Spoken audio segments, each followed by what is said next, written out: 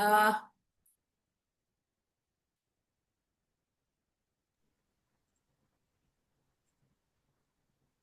yeah. So, good morning, everyone. Before we proceed to the welcome address, may I request your attention to a few guidelines on digital etiquette. Uh, Please ensure that your microphones remain muted during the session to avoid any background disturbance. If in case you have to take a call or something, kindly excuse yourself, mute yourselves, and take the call. You're welcome to keep your video on if your internet connection supports it. Otherwise, you may switch it off. I would prefer that you keep it on so that during the recording, all your you are visible in the recording. Then after that, I would say if you have a question or would like to share something, please use the chat box. We will take up your questions during the Q&A segment. You may also use the raise hand option if you wish to speak, and you will be invited to unmute at the right time. We encourage you to stay engaged throughout the session and contribute whenever prompted. In case of any technical issues, you can rejoin using the same Zoom link. Please also note that this session is being recorded for documentation purposes. Thank you so much. I shall now begin with the formal address, welcome address. Good morning once again. On behalf of Kerala Public Schools, I extend a very warm welcome to each and every one of you. Thank you for joining today's session. We are honored to have with us Ms.Neelam Patil, a highly accomplished educator and climate leader. She is the proud recipient of the 2022 Time Magazine Innovative Teacher of the Year for Youth Climate Literacy Education and Nature-Based Solutions. She is the founder of Green Pocket Forests, dedicated to greening urban spaces through the miyawaki method of ultra-dense planting method. They work with schools, cities, corporations, and organizations to facilitate a community building planting process that results in greener, healthier, and more connected communities. She is a science educator at Newark Unified School District. We are honored to have her with us today and to share her insights and experiences. Ms. Patil, the floor is yours. Most welcome. Hello, thank you for inviting me. I'm seeing that there's people in the waiting room. Should we let them Yes, ma'am. in or Yes. okay. The Sangeeta ji, would you like to manage that while Yes, we I will do do the that. presentation because I won't be able to Please, see please. anything. Yeah, so I'd love to get a sense of who's in the room. That helps me. It looks like we have some students here as well. Is that true? Do we have some young people joining Yes. us? Okay. Would you like to share um, what inspired you to attend this session? Himank or Vaishnavi or Pritika? I see you have your cameras on.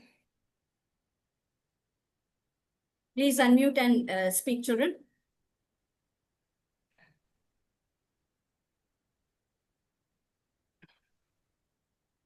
Yes. Please respond. Students, all those who have joined, please unmute yourselves. Ma'am is asking something.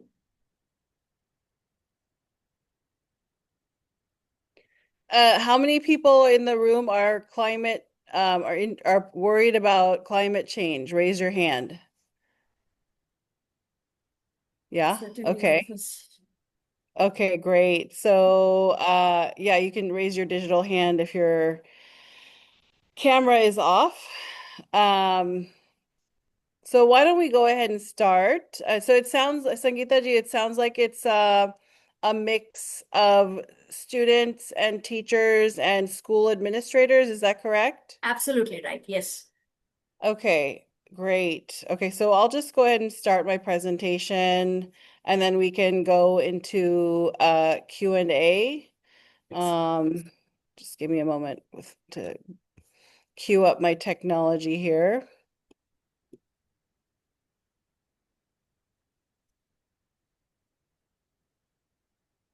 Okay. So the topic of my presentation today is STEM micro learning forests. And can you guys see it says your screen sharing is paused. Can you It's see the showing, screen? it's showing Can you see loading. Okay. Uh-oh. Okay. All right. Can you see it now? Can you see the slides now? Yes, it's visible. Okay. I think it's having a hard time with the slideshow mode. So what we can do is I will maybe I can take out some of these things so that it'll just be show. How do you make it full screen? Oh, there we go. Okay. All right. So the presentation today is about miyawaki forests on school campuses. And I'm not sure if you guys have the term STEM in India, but we in as science teachers here in the US, we talk about STEM. It stands for science, technology, engineering, and math. And so this is a learning forest that you could implement in your on your school campus that not only helps the planet, but it becomes a living learning laboratory on your campus. So let me show you a little bit more about it. Here is a before and after photo of the lawn that we basically looks like there's three people in the waiting room. So yeah, I'll be admitting all of them. They're Okay, joining. great, thank you.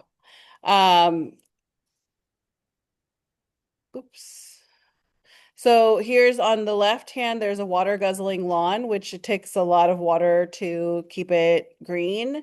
And on the right, there is our 18-month-old Miyawaki forest, and it's not being watered anymore.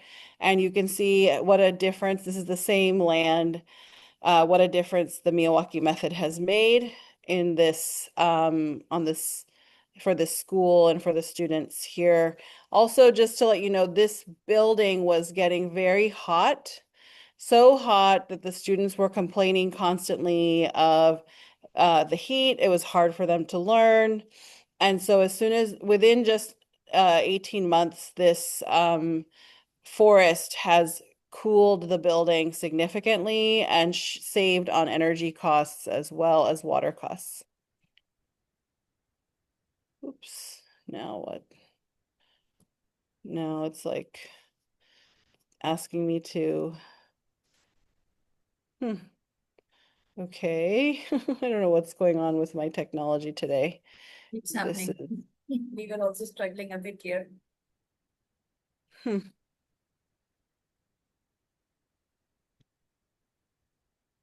it's not even, okay, I'm gonna have to stop sharing for a moment. Sorry. So, Okay, here we go.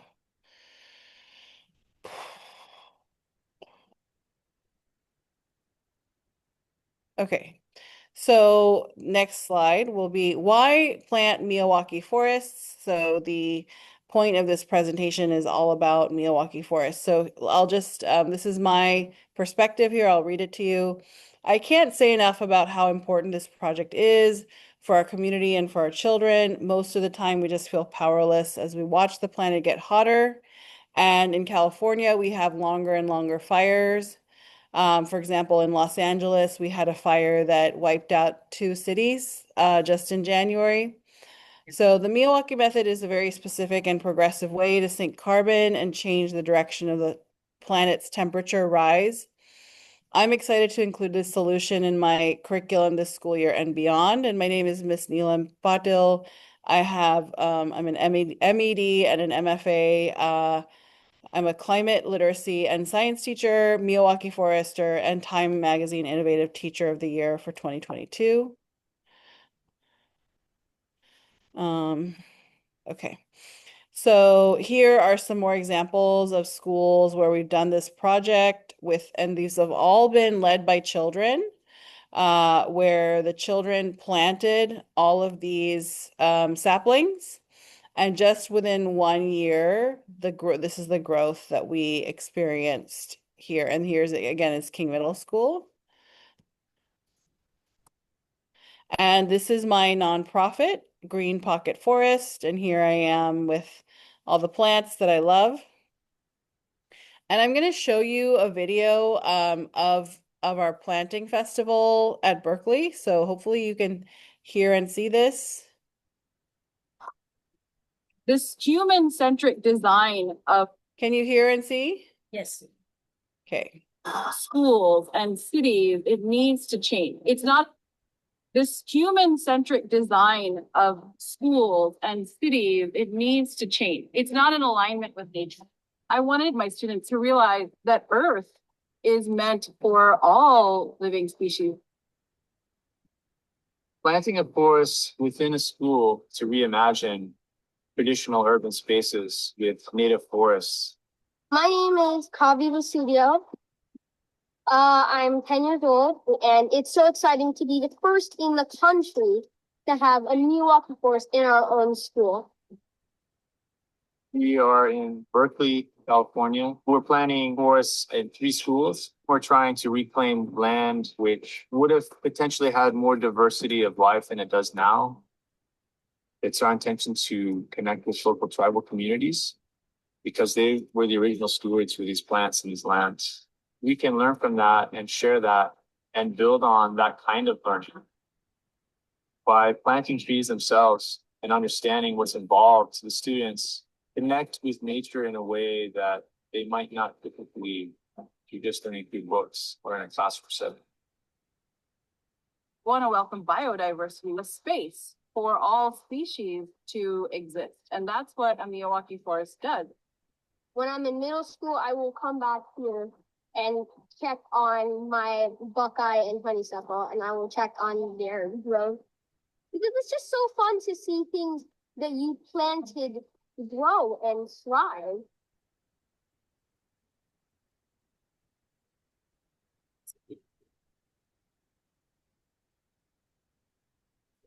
So this is our project that we did in Berkeley. We reforested 3 schools within just a very short amount of time.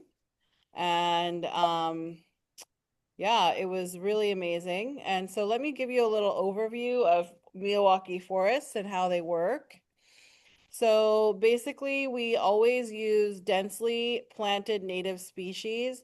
And I did want to say something a little bit about uh, in the US, we are connecting with the Native Americans who are the tribal people who lived here for many generations prior to the English colonization.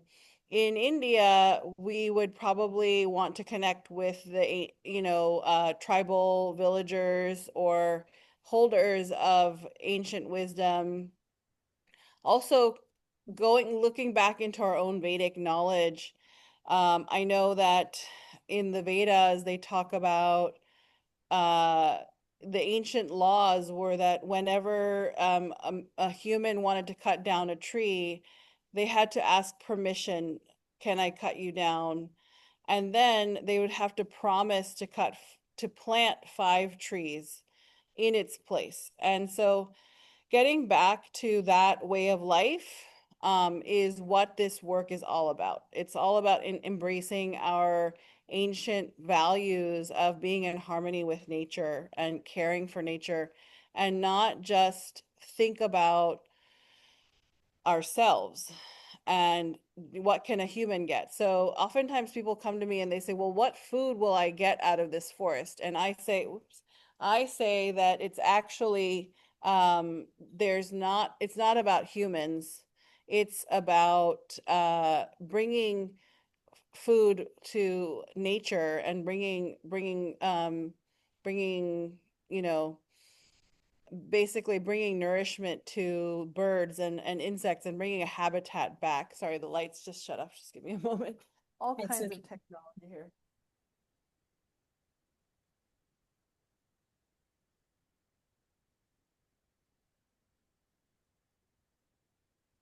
Okay. So just to continue, how a Miyawaki forest is planted is through, it's all native species. So the species that I use in California will be different than what you may use. They're densely layered and primarily climax species. And also they're quick to establish. So they just take about 1.5 to 3 years to establish and very low maintenance. So here is an example of a 40-year-old Miyawaki forest that I took this photo in Japan. So you may see in the middle there is a yellow circle, and that is a human being. So then you can see how big the forest has become just after 40 years. And where it started was just on this little embankment up to the upper left-hand corner. And Dr. Miyawaki is photographed on the lower left-hand corner. Here is an example of a science experiment that was done where on the left-hand side you can see this is traditional planting methods that are used in forestry industries. Maybe even the Department of Forestry in India may use this, but it's basically traditionally 8 to 15 feet apart, and they use the same species or monoculture species. And then on the right-hand side, you see the Miyawaki method, which is very diverse. It's multi-layered, and there you can see the difference. They're both planted within 1 week of each other, and you can see how much more growth and abundance there is. Here is an urban heat island profile. Basically, you can see there, so this green area here is where the Miyawaki forest was planted, and it's 50 degrees Celsius on the outside, and in the parking lot it's 58 degrees Celsius, and inside the forest it's a cool 26. And this was in Australia in their summer, which is in February.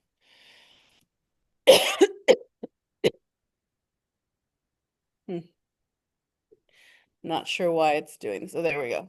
And this is actually some Miyawaki forests have been planted in India. Many have been planted in India. And there was a study done by some academics in India, some researchers, and they studied how much carbon sequestration is happening. And it's basically 22.485 tons of carbon gets sequestered per acre. And that's important because carbon is what is causing our atmosphere to heat up. Here is Dr. Miyawaki, the founder of the Miyawaki method, and he received the Blue Planet Prize in 2006, and he's planted thousands of these around the world, mainly in Asia. So some more benefits. You can rewild underutilized urban spaces, reintroduce native plant and animal species. So meaning a lot of species that were about to go extinct have basically moved in to our Miyawaki forests and found a home there. Looks like there's some more people in the waiting room. I'll just admit them. Okay. So, how does a STEM learning forest work? What does that mean? You can basically connect students with nature and outdoor learning. So here I have my students who are planting the forest, and they're getting this experience that they'll never forget. You can empower students to make a difference by participating in a climate change solution. So For the students in the room, this is a really amazing way.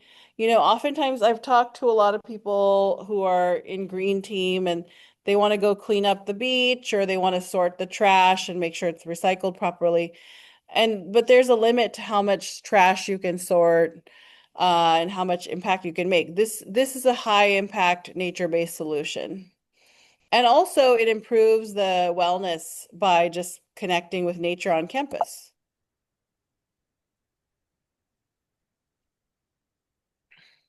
There's also opportunities to do lessons that connect students to STEM, like gathering data, studying the cultural and medicinal significance of the plants, and also learning ancient values of land stewardship or taking care of the land. So typically our urban youth is very disconnected from nature because they're just kind of, stuck in at home. Or like my niece, for example, she did not leave her house for 2 years during the pandemic. So she's basically just at home and doing stuff online. And she lives in India. She lives in Bangalore. And so this is a way for us to bring nature just to our school. We don't have to leave the city for drive 5 hours away and um, then connect with nature.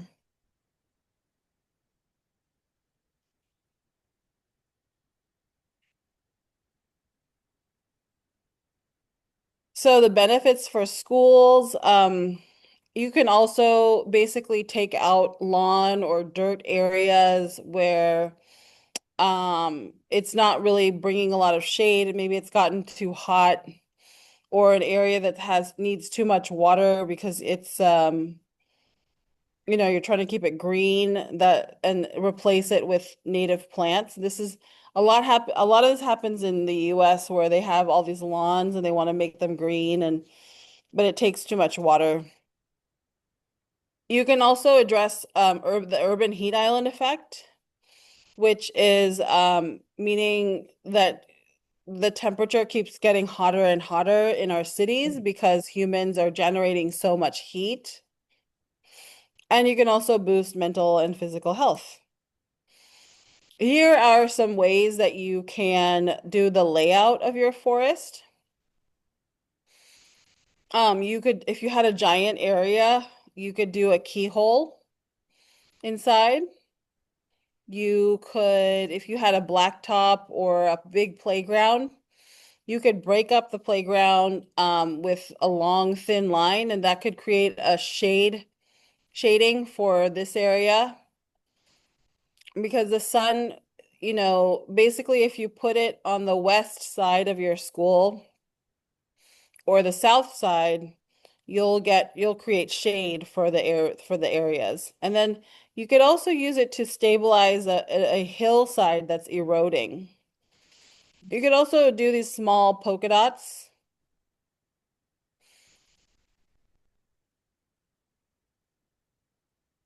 For the teachers out there, this is a really great piece of curriculum that I developed. And it's a way for the students to gather data. So I had them pick 4 plants in our forest and make observations every 2 weeks. And so they'd have to write the date, the current height, how much did it grow since last time, the width, to make a drawing and write some notes and observations.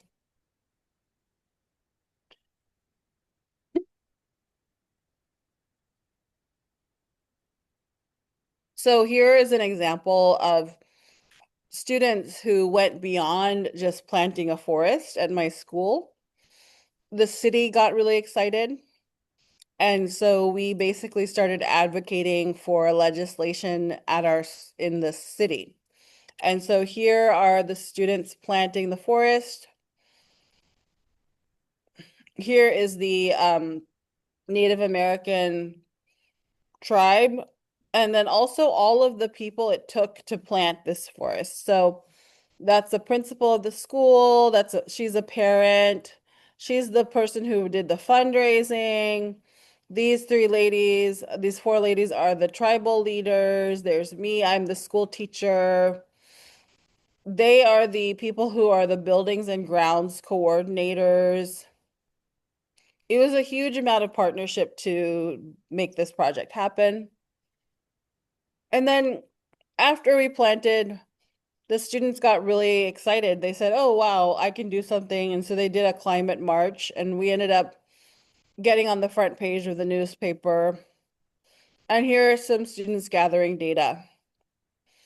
Here are the students at City Council. You see them at the podium. And they brought posters and actually dressed up as trees. So just to make it more of an impact. And here's a wonderful story, a news story, where we have children who are advocating for why the city should pass a law to plant more forests. So let me see if I can actually pull this up. Just give me a moment.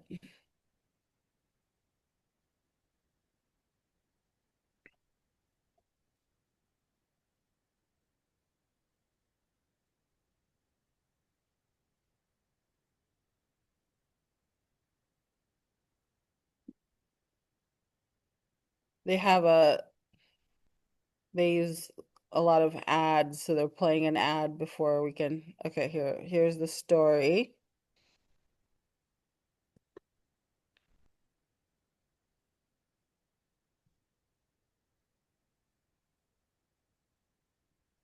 Okay. Climate change and threatening biodiversity. In tonight's Project Earth, some tiny forests now flourishing in Berkeley schoolyards are showing students and citizens how they can make a difference. And Makovic reports these groves are small but mighty. On a busy street corner in Berkeley, What? What's it? a tiny revolution is taking root. It's a really special type of forest. It smells really good. I saw a few bees. Instead of pavement or a manicured lawn, See the dots? there's a dense little pocket of native plants and saplings flourishing in rich soil in front of the Berkeley Technology Academy. It's called a miyawaki, or micro forest. They grow much faster. And they use less water, which is very, very good. Tracking its growth, some fifth graders from a nearby school. Less than a year ago, they actually helped plant it.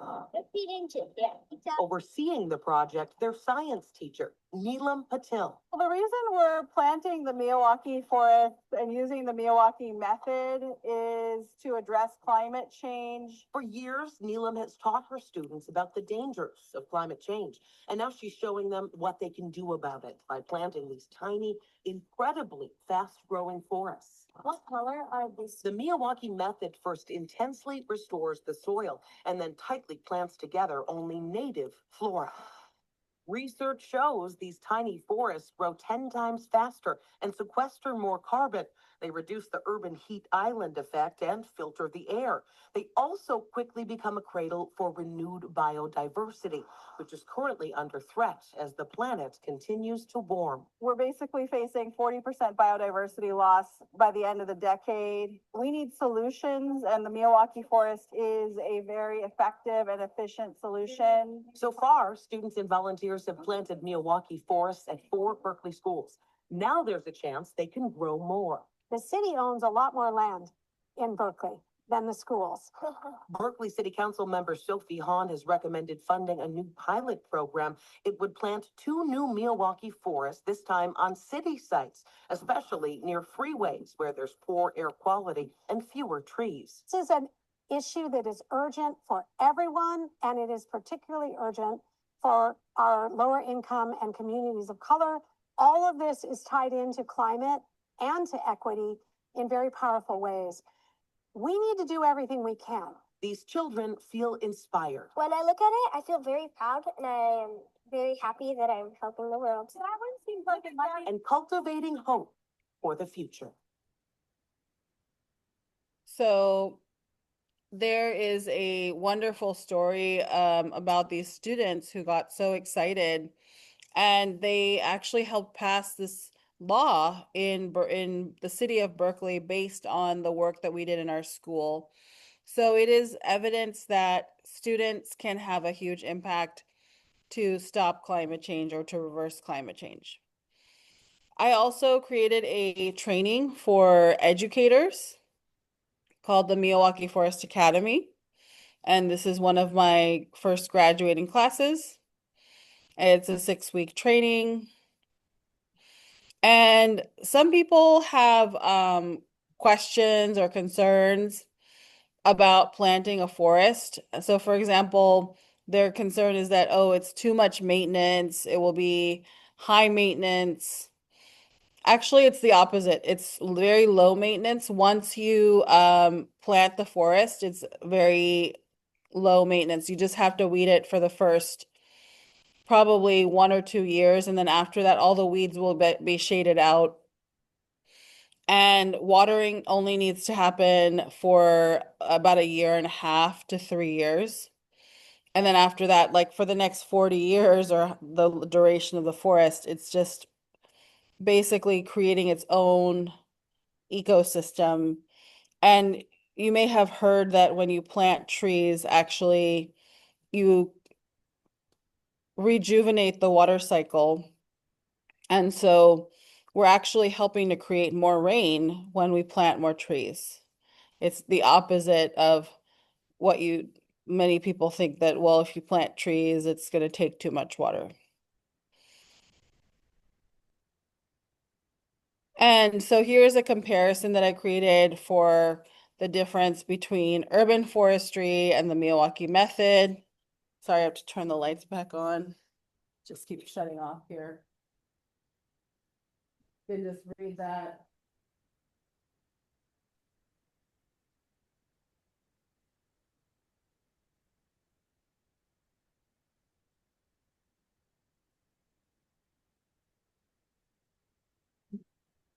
So the density for traditional urban forestry is 1 tree every 15 feet.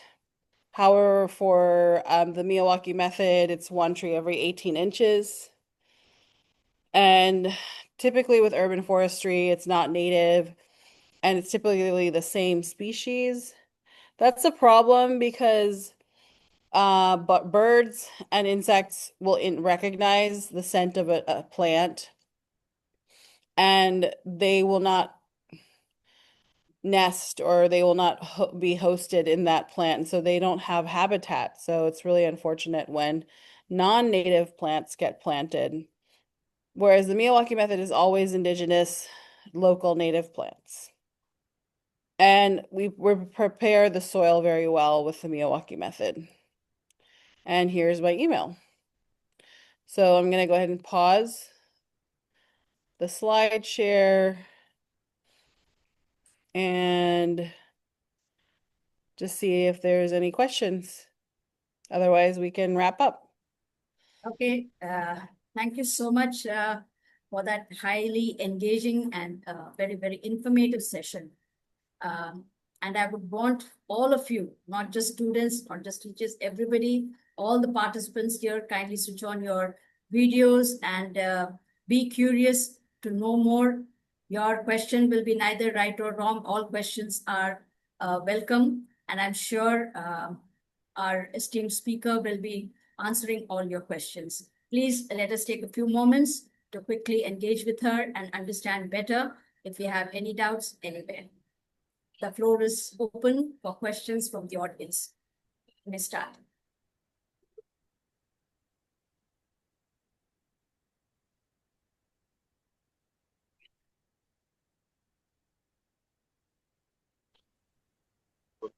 Yes, please. Hello, Miss. Yes. Actually, I didn't connect very soon, so I just connected. I don't know what to do. What has happened? What is your name? Paragodambe. Okay. We are able to hear you. You can ask your question. Sorry, Miss. Your voice is.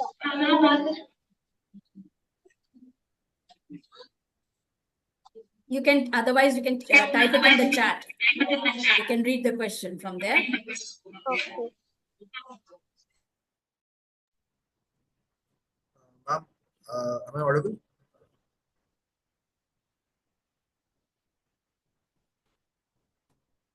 Hello. I was saying that what we can do is the participants can put their question in the chat box and we can just address the questions from there. There's lots of echo noise coming in. So participants, please, you're requested to put a question in the chat box and we can take the question from there.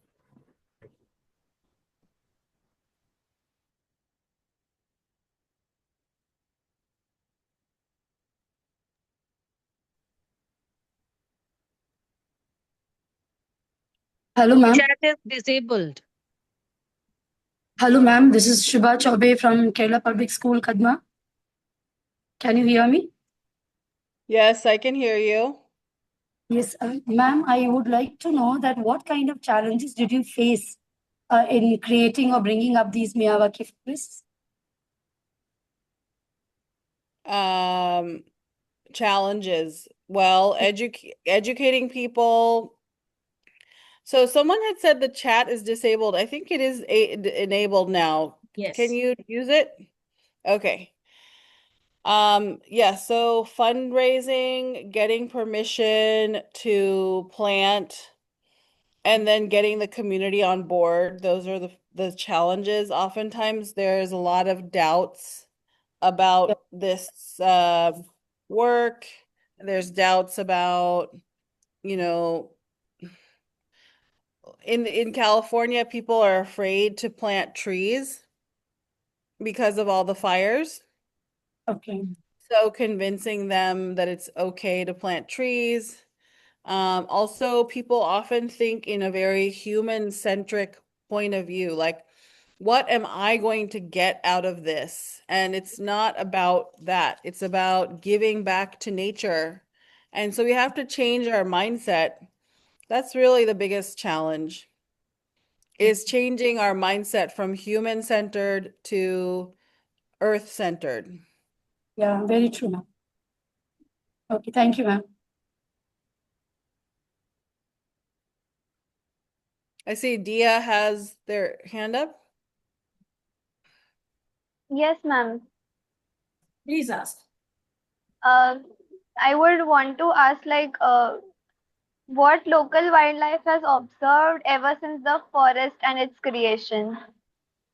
That's a great question. A lot of birds. In the US, we have lost 2 billion birds. Our bird population has gone down by 2 billion since 1970, in the last 50 years. So unfortunately, it's because humans have cut down so many trees. And the places that we planted these forests, they did not they did not have any birds. They had no biodiversity. But now there's so much bird song, so many crickets, so many just local, there's so much life. That area is bursting with life. So you should come visit from to California so you can see. Also, there are miyawaki forests in Kerala. I think you guys are all in Kerala. So there are miyawaki forests in Kerala as well. Any other questions? Any other questions, please? Hurry up. You can unmute and you can ask. So Sangeeta ji, is this a class or something? And no, it is not a class. There are about several schools who have, as I told you, they are all participating in this program that we are floating this year. It is called the Classrooms to Climate Action Crusaders. So schools from different parts of India have registered for this program. It's a 6-month program, a pilot project that we are hoping will encourage action like yours in order to address environmental concerns. Okay, and the So- people here are mainly students or teachers or? Teachers, students, and then coordinators and the lead teachers who have enrolled for this program. So it's a mix of all of them Great. who are Yeah, working for I this. mean, for all of you in the room, this is a wonderful project that you can easily take up in your school. Okay, so we have a question from Harvinder. How can we bring in the students' interest more towards the environment and nature? Students get involved in everything during an activity, but I feel they are just active while doing the activity and not much in real life. I don't understand the question. Does anyone understand about they get involved during an activity, but they're just active while doing the activity and not much in real life?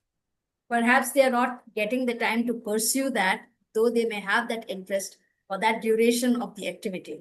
But then when it comes to taking it up further or working on it, either there's a time constraint or there is no further plan to pursue that activity. But that is what that student is saying. Can you ask? Okay. Yeah, that's what I understand. Oh, looks like Shalini said that there's a Miyawaki forest in Navy Children's School, Kochi, Kerala. Cool. Maybe Shalini can share her perspective on planting it.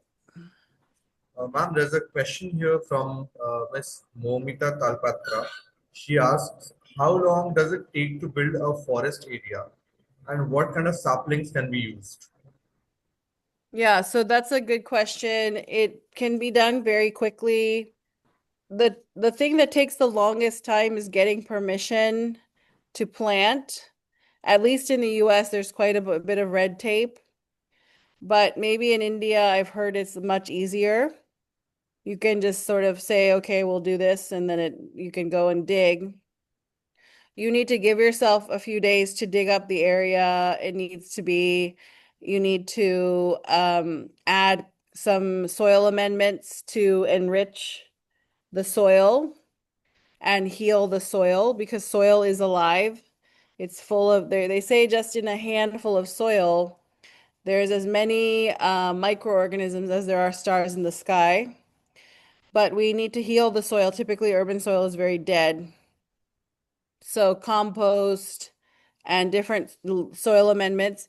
And then you would need to go find a plant nursery that deals in native saplings of your region.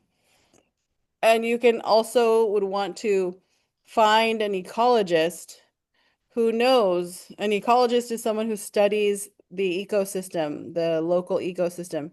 You need to find an ecologist who knows what kind of plants live there in your region. So you would want to work with them so they can develop the species selection. And you need to find the species that are the climax species, meaning they are the final species that will grow in that region. So for us, we have oak trees. Those are and when the forest matures the most, that's what will grow. And it's typically shade tolerant, evergreen, broadleaf evergreen species. Those are the ones you would want to plant. But you would need to work with a local ecologist. Any other questions? It's getting kind of late. I'm kind of fading here, so maybe just one or two there more. is one more question here. It has come from Harvinder Kaur from RMS High School. She is asking, how can we bring in the students interest more towards the environment and nature? Students get involved in everything during an activity, but I feel they are just active. Okay, that's the question she asked, while doing the activity and not much in real life. That was a question that was asked earlier, so this was asked by this person. I mean, I think it's like how to get students interested in caring about the planet. You have to talk, and why would you get them interest? How would you get them interested? Get them off their phones, get them into nature. Well, talk to them about why is it so hot? It's getting hot. And there's cities that are running out of water. This is a crisis situation that we're in. There's so many fires in Europe and the US.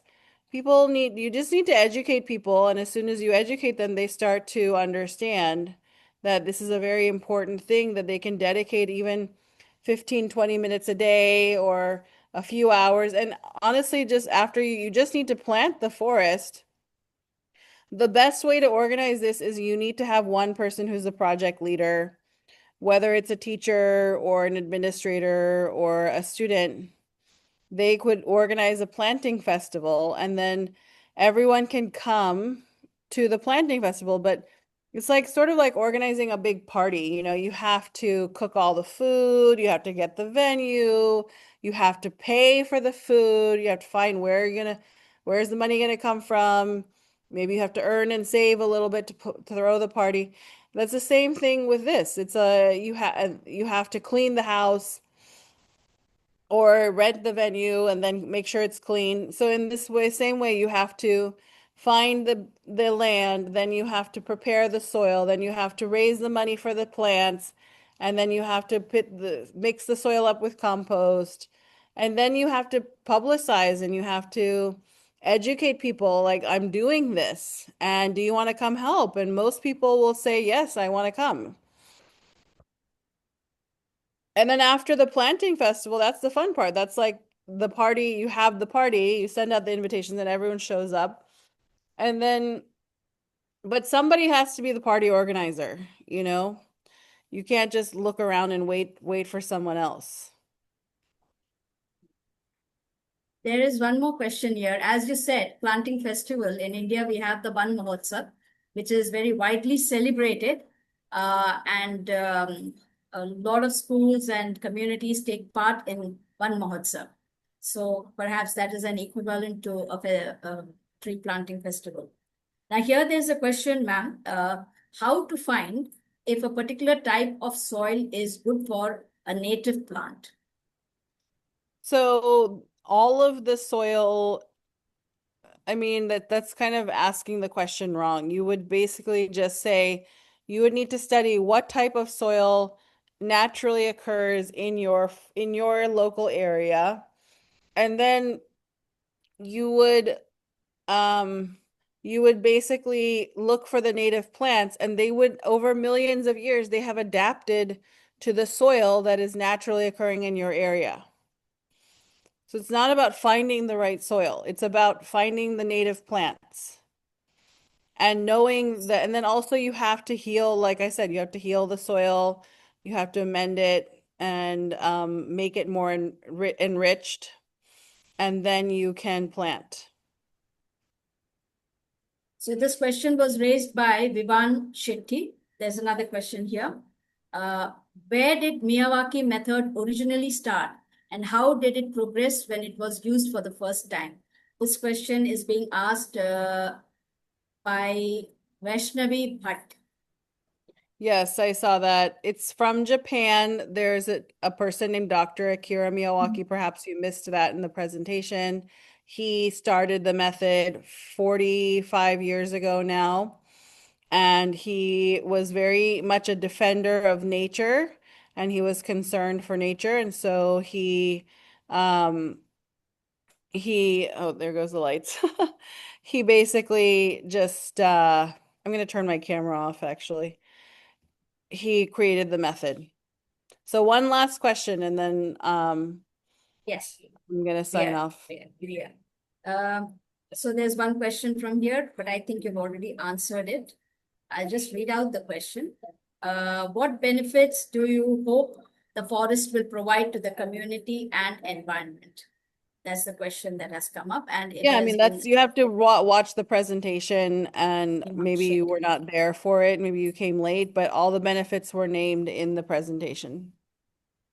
Okay, I think that's the end of it. Thank you so much, Neelam ma'am, for your inputs. And I think yeah, I'd love to hear from you and stay in touch to hear. Feel free to, I'll type my email in the chat. And feel free to reach out to me and send me photos of your Miyawaki forest. Well, we would love to do that. And what emerges clearly is from your talk and from whatever information you have given, of course, it is all practically done by you, vast experience. So what emerges clearly is the profound culmination of the individual responsibility and which you have reinforced through community effort, which in turn consolidates or fortifies success that could be, we can say it can be perennial in nature. So perhaps this method will ensure that whatever efforts the schools are putting in by collaborating with communities, as you said, the local community, the tribal people, because they are the ones who live in nature, in the forest, and they are the experts as far as teaching us about indigenous plants and the native plants and the soil and all that. Thank you so much, ma'am, for your excellent. There's one more question here. I want to answer it by Samriddhi saying, I want to ask you about what were the challenges you faced during summer. So in the first summer, we did water the forest. What will the challenges be in India as the temperature goes too high when compared with USA? It doesn't matter about USA. You have to plant the plants that are native to your region, and they will be able to withstand the difficult conditions that are in your region because they've evolved over a million years. They're very resilient and they have their own intelligence. But, you know, you do have to face the fact that there's water shortages, there's less rain, the rainy season's getting shorter, and you do have to water the forest at least once every 10 days during the summertime. That first summer, you do need to water it until it's getting established. And once it becomes more grown and it creates its own shade, it will also generate more it will also generate its own moisture and transpiration and it will create its own ecosystem. Someone's saying drip irrigation. I disagree with drip irrigation. It's very plastic heavy. And, you know, some may wonder how big of a forest should I make. You can start with a small one, just 250 square feet. And that easily you can water and observe, and it can fit. And then you can slowly, by phase, you can create bigger ones in your school. Every year you can add to that. And then also look for buildings that are getting too much heat and plant next to them, maybe 6 feet away. Okay? I have just one question here. You mentioned that the forest fire that happened there, which was like all over the news, and we were also kind of worried about the devastation it was causing. So, how do you convince your city that tree plantation is the way forward? Because when forest fire is happening on one side and you're talking about tree plantation, how do you basically, how should one understand that? That it is better this way and that, because there's always two sides to a Oh, coin, you they would say. put, yeah, I mean, that's a question for another day, but you would need to plant the Okay. miyawaki forest maybe a few meters away from the house, but that it would still be in the shade of the tree. And there's also applications where you could create a forest barrier between the hillside and the city. So the forest barrier could be could stop with the moisture that the forest creates, could stop any fires that are coming from the hills. Because what happened, we did go visit Los Angeles and we've visited the sites of the fire. There was a very high speed winds that were going at that time. And the fires usually would just go and land in the hills. But then because of the winds, it went past the hills into the areas where the homes were. And so if there was a forest barrier, it could easily have blocked that, all those burning embers and flying embers. And we did notice actually that there were some homes that survived and they were in a mini forest, meaning they were surrounded by trees. So all of the homes that survived had a lot of trees around them. Okay. Shall I thank our expert speaker and give my closing address? Is everybody ready for that? I think it's pretty late for her also. So on behalf of everyone present here, I extend a heartfelt gratitude to you, Ms.Neelam Patil ji, for sharing your time, your knowledge, and your thoughtful reflections with us today. What we have received from you today is more than knowledge. It is wisdom and awareness that we must carry forward with intent. I would also like to thank our dignitaries, teachers, and students for their active participation. With this, we conclude today's session. Thank you all once again and wish you a wonderful day ahead. Thank you so much.